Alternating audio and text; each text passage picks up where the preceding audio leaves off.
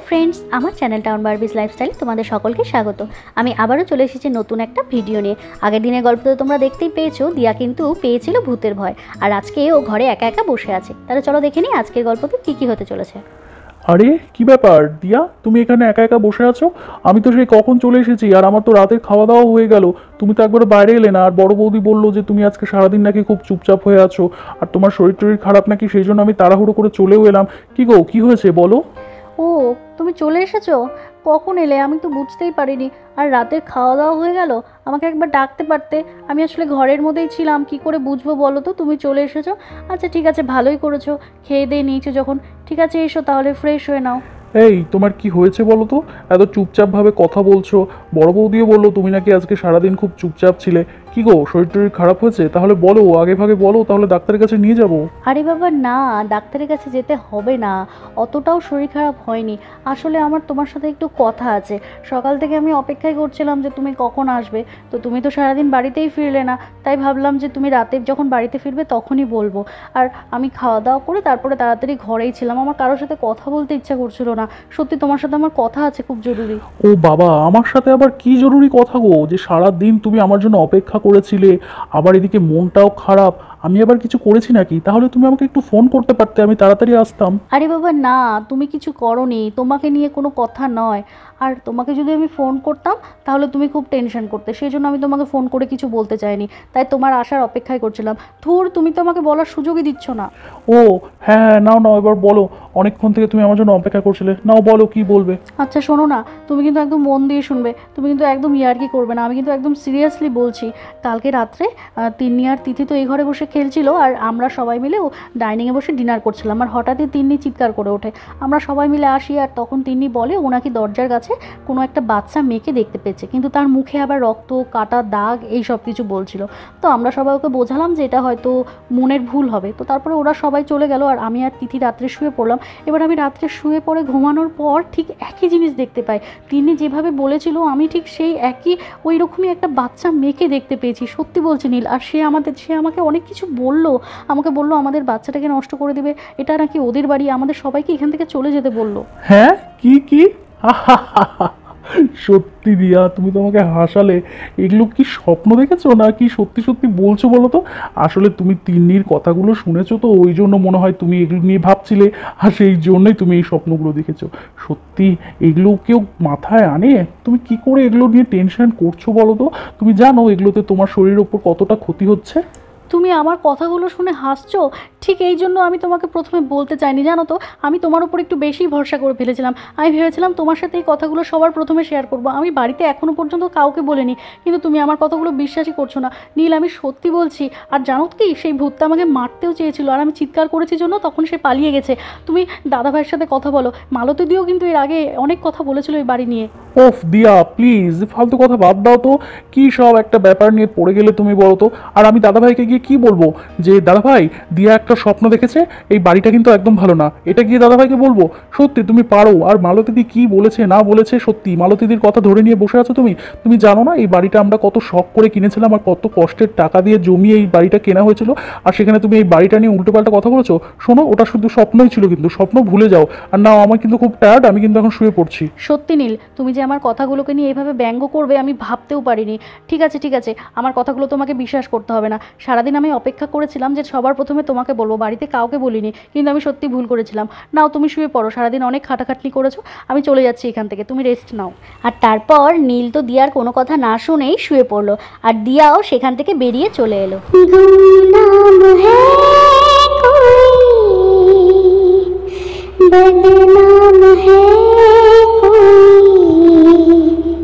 किसको खबर कौन है वो, अनजान है कोई, गुमनाम है कोई, बदनाम है कोई, किसको खबर कौन है वो, अनजान है। মা, তুমি কত সুন্দর গান করলে, কতদিন পর তুমি গান করলে মা। আমি তোমার গান শুনে বাইরে বেরিয়ে এলাম। কই মা, তুমি আমার কথা শুনতে পাচ্ছ না? হ্যাঁ রে, অনেকদিন পর একটু গান করতে ইচ্ছা হলো, তাই করছিলাম। কিন্তু তুই বলতো, তুই কোথায় ছিলি? সেই কতক্ষণ পর তোকে দেখলাম। আমি আমি তো একটু ঘরের ভেতরে গেছিলাম দেখতে যে কে কি করছে। আচ্ছা মা, কালকে তো আমরা এই বাড়ির ছোট বউটাকে ভয় দেখিয়েছিলাম। আচ্ছা, আজকে আবার কাকে ভয় দেখাবো মা? কিছু ভেবেছো? আরে দাঁড়া দাঁড়া, তুই এত তাড়াহুড়ো করিস না। তাড়াহুড়ো করলে কিন্তু কোনো কাজই হবে না আমাদের। আমরা তো ভয় দেখাচ্ছি, কিন্তু সেটাতে কোনো লাভই হচ্ছে না। কেউ তো ভয় পাচ্ছে না। কালকে তো ছোট বউটাকে ভয় দেখানো হলো, সে তো ভয় পেয়েছে, কিন্তু বড় বউটা তো কিছুতেই বিশ্বাস করতে চাইছে না। এর আগের দিন তো ওই বাড়ির মেয়েটাকেও ভয় দেখালাম রে, কিন্তু সেও কিছুই বিশ্বাস করছে না। আমাদেরকে এখন অন্য কিছু একটা উপায় বের করতে হবে, অন্যভাবে এদেরকে সাহায্য করতে হবে, বুঝলি? কিন্তু মা, ওদেরকে তো ভয় দেখাচ্ছি, কিন্তু তাও তো কেউ ভয় পাচ্ছে না। মা, তুমি একটা কিছু উপায় বের করো। আমাদের বাড়িটা তো আমাদেরকে নিতে হবে। নিজেদের বাড়িতে থেকেও আমরা একটু শান্তি মতো ঘরে হাঁটাচলা করতে পারছি না। মা, তুমি একটু কিছু ভাবো, যাতে ওরা এই বাড়ি ছেড়ে চলে যায় আর আমরা আমাদের বাড়িতে শান্তি মতো থাকতে পারি। ও দাঁড়া রে দাঁড়া, এই চটপটে মেয়েটাকে নিয়ে যে আমি কি করি?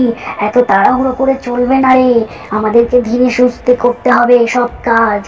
ওরা যদি একটু আন্দাজ করতে পারে, তাহলেই কিন্তু ওরা একটা তান্ত্রিক নিয়ে চলে আসবে। আর সেই তান্ত্রিক যদি আমাদেরকে এখান থেকে তাড়িয়ে দেয়, তাহলে কিন্তু আমরা সব হাতছাড়া হয়ে যাবে। আমাদের এই বাড়িও থাকবে না আর আমরাও থাকবো না। সেই জন্য আমাদেরকে খুব ভেবেচিন্তে কাজ করতে হবে। আর তুই তো সবেতেই তাড়াহুড়ো করিস, এরকম তাড়াহুড়ো করিস না। আর এই বাড়ির লোকগুলোর কি দোষ বলতো? ওরা তো এই বাড়িটা কিনে তারপরে এসেছে। সব দোষ তো আমাদের কপালেরই দোষ, বুঝলি তো? আচ্ছা শোন, তুই মন খারাপ করিস না, আমি দেখছি ভাবি কি করা যায়। আর ওরা যদি এখন জেগে থাকে, তাহলে তো ভয় দেখাতে পারবো না। ওদেরকে তো আগে শুতে হবে, আগে ঘুমিয়ে পড়ুক, তারপর তো ভয় দেখাবো। আচ্ছা মা, তাহলে এবার ভেতরে চলো, গিয়ে দেখি ওরা শুয়ে পড়েছে কিনা। ওরা যদি ঘুমিয়ে গিয়ে থাকে, তাহলে তো আমরা ভয় দেখাতে পারবো, আর তাহলে তো ওরা ভয়ও পেয়ে যাবে। আর তাছাড়া আমরা একটু ভেতরে গিয়েও তো বসতে পারি মা। চলো না, এই বাইরে না থেকে আমরা ঘরের মধ্যে গিয়ে বসি। আচ্ছা ঠিক আছে, ভেতরে যাব, কিন্তু আমার কথাটা মন দিয়ে শোন। আমি না বলা পর্যন্ত তুই কিন্তু কিচ্ছু করবি না, কাউকে ভয় দেখাবি না। কালকে বারবার করে বলেছিলাম বাচ্চা দুটোকে কিছু করবি না, কিন্তু তুই আমার কথা শুনিসনি। সেই বাচ্চা দুটোকেই ভয় দেখিয়েছিলি। আমরা কিন্তু বলেছিলাম যে আমরা শুধু বড়দেরকেই ভয় দেখাবো, আর তারপর ওদের বাড়ি ছাড়া করবো। আর তুই যদি আজকে আমার কোনো কথা না শুনিস, তাহলে কিন্তু আমি একদম ভেতরে থাকবো না। ঠিক আছে মা, আর ভুল হবে না। আমি তোমার সব কথা শুনে চলবো। তুমি যা করতে বলবে আমি শুধু সেটুকুই করবো। মা চলো। আর তারপর সেই বাচ্চা ভূত আর তার মা নেহাদের ঘরের ভেতরে ঢুকে পড়লো। আর এখানে নেহা আর বর্ষা দুজনে মিলে ঘরের মধ্যে বসে গল্প করছে। আচ্ছা বর্ষা, দিয়ার আজকে হঠাৎ করে সকাল থেকে কি হলো বলো তো? কাল রাতেও তো ঠিক ছিল, আমরা একসাথে ডিনার করতে করতে কত গল্প করলাম, আর আজকে সকাল থেকে হঠাৎ করেও চুপচাপ। আমি জিজ্ঞেস করলাম শরীর খারাপ কিনা, সেটা বলছেও না। আচ্ছা, তোমাকে কিছু বলেছে? না না বড় বৌদি, আমাকেও কিছু বলেনি।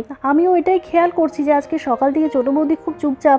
ছোটো বৌদি তো এরকম থাকেই না, ভীষণ আনন্দ করে, গল্প করে। আমি অনেকবার জিজ্ঞেস করলাম যে কি হয়েছে, তো আমাকেও বলছে কিছু হয়নি, এমনি একটু রেস্ট নেব। আমিও বুঝতে পারছি না কি হলো বলো তো বৌদি। দিদিভাই, বর্ষা, তোমরা এখানেই আছো? আমি একটু ভেতরে এলাম গো। ও দিয়া, তুই আয় আয় ভেতরে আয়। আবার ওখানে দাঁড়িয়ে জিজ্ঞেস করছিস কেন? আয় ভেতরে এসে বস। বর্ষা, দিদিভাই শোনো না, আমি না সকাল থেকে তোমাদেরকে কিছুই বলতে পারিনি। আসলে আমি ভীষণ একটা টেনশনের মধ্যে আছি, জানো তো। বুঝতে পারছিলাম না তোমাদেরকে কিভাবে বলবো। তো তোমার ভাইয়ের আসার অপেক্ষা করছিলাম। তোমার ভাইকে সব কিছু বললাম, জানো তো, কিন্তু ওনা কিছুতেই বিশ্বাস করছিল না। দিদিভাই, কাল রাতে না আমার সাথে একটা অদ্ভুত ঘটনা হয়েছে। আমি না খুব ভয়ের মধ্যে আছি দিদিভাই, সত্যি বলছি। ওই দেখ, ছোট বউ চলে এসেছে। ছোট বউ তো কাল রাতে খুব ভয় পেয়েছে, ওইগুলো কথাই মনে হয় বলতে এসেছে। এখানে চুপচাপ করে দাঁড়িয়ে থাক, বুঝলি? আমরা এখানে দাঁড়িয়ে দাঁড়িয়ে সব কিছু শুনি, তুই কিন্তু কিচ্ছু করবি না। ছোট বউই মনে হয় সবাইকে বাড়ি থেকে বের করবে। আচ্ছা ছোটো বৌদি, শোনো না, তুমি দাঁড়িয়ে আছো কেন? তুমি আগে বসো তো, বসো। তুমি বসে বসে কথা বলো। তুমি নিশ্চয়ই কোনো কিছু নিয়ে খুব টেনশন করছো। তুমি আগে বসো, তারপরে কথা বলো। আর তারপর দিয়া তো সেই চেয়ারে বসতেই যাবে, কিন্তু ওরে বাবা, সেই ভূতটা আগে থেকেই সেই চেয়ারে বসেছিল। আর তারপর যেই দিয়া চেয়ারে বসলো, ভূতটা তো সেখান থেকে উধাও হয়ে গেল। দিদিভাই জানো তো কাল রাতে তো আমরা তিন্নিকে অনেক কিছু বললাম, কিন্তু তারপর তোমরা চলে গেলে আমি যখন শুয়ে পড়ি আমিও কিন্তু ঠিক একই রকম জিনিস দেখলাম। তিন্নি যা যা বলেছিল, একটা বাচ্চা মেয়ে, তার মুখে কাটা দাগ, রক্তে মাখামাখি, আমিও কিন্তু ঠিক একই রকম একটা বাচ্চা মেয়েকে দেখলাম জানো। আর দেখে আমি খুব ভয় পেয়ে গেছিলাম। আর সেই বাচ্চা ভূতটা কিন্তু আমাকে অনেক বাজে বাজে কথা বলছিল। আমাকে বলছিল এটা নাকি ওর আর ওর মায়ের বাড়ি, আর বলল যে আমরা যেন এই বাড়ি থেকে চলে যাই, না হলে কিন্তু আমাদেরকে অনেক ক্ষতি করে দেবে, আর আমার বাচ্চারও নাকি অনেক ক্ষতি করে দেবে। দিদিভাই আমার সত্যি খুব ভয় করছে। আমি তো তোমার ভাইকে বললাম কিন্তু ও আমার কথা বিশ্বাস করলো না। তুমি দাদাভাইকে একটু বোঝাও না। কি বলছিস রে এসব দিয়া? না না, তুই তিন্নির কথাগুলো মনে হয় ভাবছিলি, সেই জন্যই রাতে স্বপ্ন দেখেছিলি। দেখ বোকা, এগুলো নিয়ে ভাবিস না। তুই জানিস তুই যদি এগুলো নিয়ে টেনশন করিস তোর ভেতরে আরেকটা প্রাণ বড় হচ্ছে, তার অনেক ক্ষতি হয়ে যাবে। না না, তুই মাথা থেকে একদম এগুলো ঝেড়ে ফেল। তুই এগুলো নিয়ে একদম চিন্তা করিস না রে পাগলি মেয়ে। দেখলে মা, দেখলে আমরা কালকে কত ভয় দেখালাম, তাও এরা কেউ ভয়ই পাচ্ছে না, কেউ বিশ্বাস করছে না আমাদের কথা। হ্যাঁ রে, তাই তো দেখছি, এরা কেউ আমাদেরকে বিশ্বাসই করছে না। এবার মনে হচ্ছে আমাদেরকে অন্যভাবে এদের সাহায্য করতে হবে, না হলে হবে না। আচ্ছা দিদিভাই, তোমার মনে আছে রাধা কিন্তু একবার প্রথমে ভয় পেয়েছিল, আমরা কিন্তু রাধার কথাটা কেউ পাত্তা দিইনি। আর তারপরে বর্ষাও তো একদিন ভয় পেয়েছিল, আর এবার তিন্নি আর আমি। না না দিদিভাই, আমার কিন্তু ব্যাপারটা সত্যি ভালো লাগছে না। প্লিজ তুমি একটু দাদা ভাইয়ের সাথে কথা বলো, আর নয়তো মালতীদির সাথে কথা বলো। মালতীদি তো বলতে চেয়েছিল। দিয়া শোন, আমার মনে হচ্ছে তুই কিন্তু এই ব্যাপারটা নিয়ে একটু বেশি টেনশন করছিস। আর তোর দাদাভাইকে গিয়ে আমি এখন কি বলবো? এই বাড়িটা কি তোর দাদাভাই একা কিনেছিল? আমরা সবাই তো পছন্দ করেছিলাম। হ্যাঁ, বাড়ির খোঁজটা হয়তো তোর দাদা পেয়েছিল, কিন্তু আমরা সবাই মিলে এসে দেখে শুনে তারপরে তো পছন্দ করেছিলাম, তারপরে তো বাড়িটা কেনা হলো বল। আর এখন তোর দাদাভাইকে আমি কি বলবো? আর তুই বাদ দে এগুলো কথা। বর্ষা, রাধা ওরা যে ভয় পেয়েছিল ওগুলো একটা কিছু ছায়া দেখে ভয় পেয়েছিল, ওগুলো কথা ধরিস না। ছোট বৌদি, বড় বৌদি কিন্তু একদম ঠিক বলেছে। তুমি কিন্তু ব্যাপারটা নিয়ে একটু বেশি সিরিয়াস হয়ে পড়ছো। শোনো, রাধা ভয় পেয়েছিল সেটা আমি শুনেছি, আর আমি যে ভয় পেয়েছিলাম সেটা কিন্তু আমিও পরে ভেবে দেখলাম ওটা কিন্তু কোনো একটা ছায়াই ছিল হয়তো বা, কিংবা হয়তো আমার ভুল হয়েছিল। কারণ কেউ যদি থেকে থাকে, তোমাকে যেমন সামনে এসে বলেছিল আমাকেও তো সামনে এসেই বলতো, তাই না বলো? আমি বুঝতে পেরেছি তোমরা কেউ আমার কথা বিশ্বাস করবে না, তোমাদেরকে বলে কোনো লাভ হবে না। আর আমি আরেকটা জিনিসও লক্ষ্য করলাম যে যেদিন যেদিন করে বৃষ্টি পড়েছে সেদিনই করে কিন্তু সবাই ভয় পেয়েছে। সেটা তিন্নি বলো, রাধা বলো, বর্ষা বলো, সবাই বৃষ্টির দিনেই কিন্তু ওরা ভয় পেয়েছে। তার মানে এই বাড়িতে বৃষ্টির দিনে কিছু একটা তো হয়েছিল, যেটা তোমরা কেউ মানতে চাইছো না। যেদিন তোমাদের সাথে হবে সেদিন তোমরা বিশ্বাস করবে, আজকে আমার সাথে হয়েছে জন্য তোমরা কেউ বিশ্বাস করতে চাইছো না। আর আমি কিন্তু মালতীদির সাথে কথা বলবোই, মালতীদি একমাত্র সব কিছু বলতে পারবে। তখন কিন্তু আমি যদি কিছু জানতে পেরে থাকি তখন কিন্তু আমি এই বাড়িতে আর থাকবো না। আমার বাচ্চার ভালোর জন্য আমি কিন্তু এখান থেকে চলে যাব। আর তারপর দিয়া রাগ করে ঘর থেকে বেরিয়ে গেল। তাহলে বন্ধুরা, তোমরা তো এখানে দেখতেই পেলে দিয়া কি পরিমাণে ভূতের ভয় পেয়েছে। আর সেই সব কিছু কিন্তু নেহা আর বর্ষাকে বলার পরেও ওর কথা কেউ বিশ্বাস করলো না। তাহলে দিয়ার কথা আদতেও কি কেউ বিশ্বাস করবে? আর ভূতের রহস্যটা কি উদ্ঘাটন হবে? এই সব কিছু জানতে হলে কিন্তু অবশ্যই আমাদের চ্যানেলটাকে সাবস্ক্রাইব করে দিও আর আমাদের পাশে থেকো। আর আজকের গল্পটা ভালো লাগলে অবশ্যই কমেন্ট করে জানিও। তাহলে আজকের মতো গল্পটা এখানেই শেষ করছি। তোমরা সবাই ভালো থেকো, সুস্থ থেকো, সাবধানে থেকো। টাটা।